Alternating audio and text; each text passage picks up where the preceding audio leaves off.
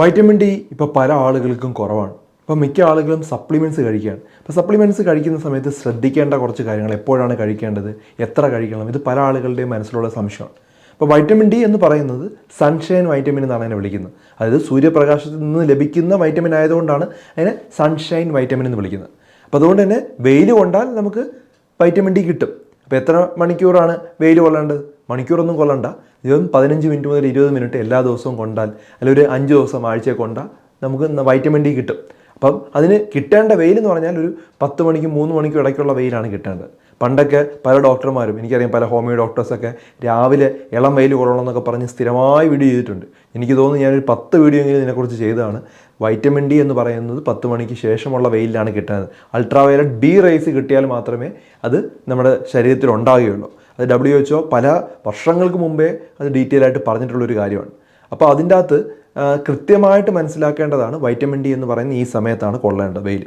ഇനി vitamin D വെയിൽ കൊള്ളാൻ പറ്റുന്നില്ല, ഇപ്പോൾ പ്രത്യേകിച്ചും ഗൾഫ് രാജ്യങ്ങളുള്ളവരാണ്, അവർക്ക് വളരെ വെയിൽ കൊണ്ടു കഴിഞ്ഞാൽ പലതരത്തിലുള്ള പ്രശ്നങ്ങൾ ഉണ്ടാവാൻ സാധ്യതയുണ്ടെങ്കിൽ നമുക്ക് പ്രത്യേകിച്ചും നല്ല കരിഞ്ഞു പോകാൻ സാധ്യതയുണ്ട്. അങ്ങനെയുള്ള ആളുകൾ മാത്രം നമുക്ക് സപ്ലിമെൻറ്റ്സ് കഴിക്കാവുന്നതാണ്. ഇപ്പം മീനിലൊക്കെ ധാരാളം വൈറ്റമിൻ ഉണ്ട്, പക്ഷേ എത്ര കഴിച്ചാലും നമുക്ക് ആവശ്യമുള്ള വൈറ്റമിൻ കിട്ടില്ല, വൈറ്റമിൻ ഡി കിട്ടില്ല. അപ്പോൾ വൈറ്റമിൻ ഡി എന്തുകൊണ്ടാണ് അത്ര ഇമ്പോർട്ടൻസ് എന്ന് പറഞ്ഞാൽ, നമ്മൾ കാൽഷ്യം അബ്സോർവ് ചെയ്യണമെങ്കിലും അതിൽ ഫോസ്ഫറസ് നമ്മുടെ ശരീരത്തിലോട്ട് അബ്സോർവ് ചെയ്യണമെങ്കിൽ നമ്മുടെ എല്ലിനും ബലത്തിനും എല്ലാം വൈറ്റമിൻ ഡി പ്രധാനമാണ്. വൈറ്റമിൻ ഡി ഇല്ലെങ്കിൽ മുടി കൊഴിഞ്ഞു പോകാം, മുഖത്ത് ചുളിവുകളുണ്ടാവാം, പ്രായം കൂടുതൽ തോന്നിക്കാം, പ്രമേഹം ഉണ്ടാവാം, അമിത രക്തസമ്മർദ്ദം ഉണ്ടാവാം, ഹാർട്ട് പ്രോബ്ലം ഉണ്ടാവാം, ക്യാൻസർ വരെ ഉണ്ടാകാമെന്നുള്ള പഠനങ്ങൾ തെളിയിച്ചിട്ടുണ്ട്.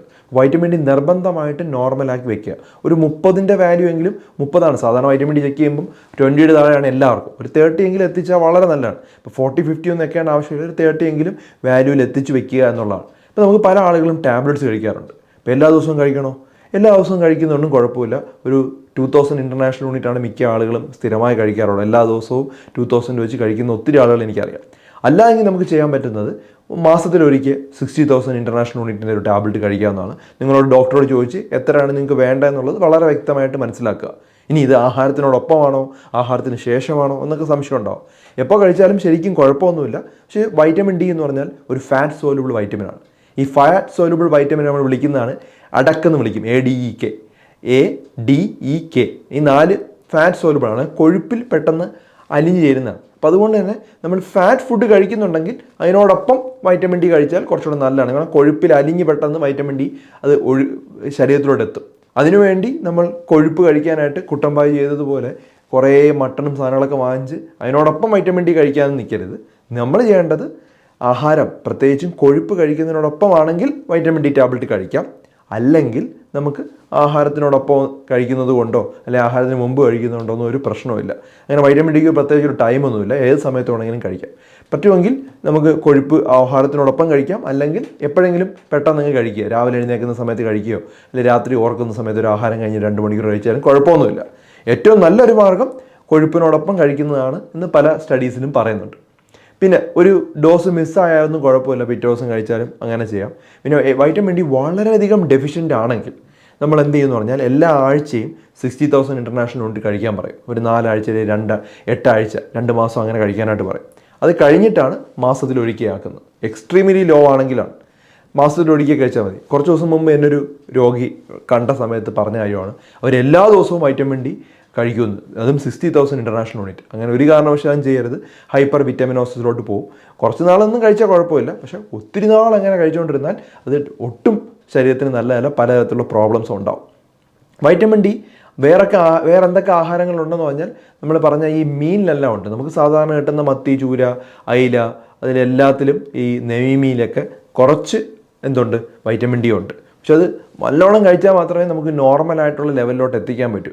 അപ്പം സൺഷൈൻ വൈറ്റമിൻ നമ്മുടെ ശരീരം തന്നെ സ്വന്തമായിട്ട് ഉണ്ടാക്കുന്ന ഒരു വൈറ്റമിനാണ് വൈറ്റമിൻ ഡി. വെയിൽ കൊണ്ടാൽ അത് വൈറ്റമിൻ ഡി ഉണ്ടാക്കും ശരീരം തന്നെ. അപ്പോൾ അതുകൊണ്ട് തന്നെ അതൊരു നല്ലൊരു കാര്യം തന്നെയാണ്. പക്ഷേ ഇപ്പോഴത്തെ ഒരു സാഹചര്യത്തിൽ നമുക്ക് വെയിൽ കൊള്ളാൻ പറ്റില്ല, പുറത്തിറങ്ങാൻ പാടാണ്. അങ്ങനെയുള്ള സാഹചര്യത്തിൽ വൈറ്റമിൻ ഡി സപ്ലിമെൻറ്റ്സ് കഴിക്കുന്നു. അപ്പം ഞാൻ എൻ്റെ ജീവിതത്തിൽ സപ്ലിമെൻ്റായിട്ട് കഴിക്കുന്ന സാധനം എന്ന് പറഞ്ഞാൽ വൈറ്റമിൻ ഡി മാത്രമാണ്. കാരണം ഞാൻ UAE-യിലാണ്, അബുദാബിയിൽ ഉണ്ടാകുന്ന സമയത്ത് വളരെ പാടാണ് വെയിൽ കൊള്ളാൻ, വളരെ ചൂട് കൂടുതലാണ്. പ്രത്യേകിച്ച് ഒരു 11 മണിക്ക് 3 മണിക്ക് ഇടയ്ക്ക് വെയിൽ കൊണ്ടാൽ പിന്നെ കരുവാളിച്ചു പോകും, അല്ലെങ്കിൽ കരിഞ്ഞു പോകുമെന്ന് പറയാം, അത്ര ചൂടാണ്. അപ്പോൾ ആ സമയത്ത് നമുക്ക് വൈറ്റമിൻ ഡി സപ്ലിമെൻറ്റ്സ് കഴിച്ചാൽ മാത്രമേ പറ്റുള്ളൂ. അപ്പോൾ ഈ ഇടയ്ക്ക് ഞാൻ നോക്കിയ സമയത്ത് എൻ്റെ ഒരു 25 ലെവലൊക്കെയാണ്. പക്ഷെ അത് മതിയാവും, ഒരു 30യുടെ മുകളിൽ എത്തിയാൽ അത്ര നല്ലതാണ്. അപ്പോൾ അത് വളരെ വ്യക്തമായിട്ട് മനസ്സിലാവും. അപ്പം പല ആളുകളുടെയും മനസ്സിലുള്ള സംശയമാണ് വൈറ്റമിൻ ഡി എങ്ങനെയാണ് കഴിക്കേണ്ടത്, ഇത് പാലിനോടൊപ്പം കഴിക്കണോ, പിന്നെ അത് മിസ്സായി പോയ എന്താണ്, എത്രയാണ് കഴിക്കേണ്ടത്, പല സംശയങ്ങളും പല ആളുകളുടെയും മനസ്സിലുണ്ട്. അപ്പോൾ ഇത് ക്ലിയർ ആയിട്ട് മനസ്സിലായെന്ന് കരുതുന്നു. കൊഴുപ്പിനോടൊപ്പം ആണെങ്കിൽ ഒരുമിച്ച് കഴിക്കുന്നതാണ് ഏറ്റവും നല്ലത്. അല്ലെങ്കിൽ നിങ്ങൾ ഏതെങ്കിലും ഒരു സമയത്ത് കഴിക്കുന്നതാണ് നല്ലത്. കൃത്യമായി കഴിക്കുക, നോർമലാക്കി വെക്കുക വൈറ്റമിൻ ഡി. കാരണം പല അസുഖങ്ങളും നമുക്ക് തടയാനായിട്ട് ഹെൽപ്പ് ചെയ്യും. എനിക്ക് തോന്നുന്നു ഇത് വളരെ വ്യക്തമായിട്ട് നിങ്ങൾക്ക് മനസ്സിലായെന്ന് തോന്നുന്നു.